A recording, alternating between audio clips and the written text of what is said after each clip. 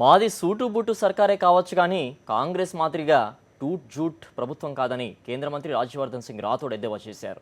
Telangana BJP నేతలతో కలిసి Hyderabad party కార్యాలయంలో మాట్లాడిన ఆయన మోదీ సర్కార్ అభివృద్ధి దిశగా అడుగులు ముందుకు వేస్తోందన్నారు. యూపీఏ 10 ఏళ్లలో సాధించలేని అభివృద్ధి మోదీ సర్కార్ ఏడాదిలోనే సాధించిందని చూపించిందన్నారు.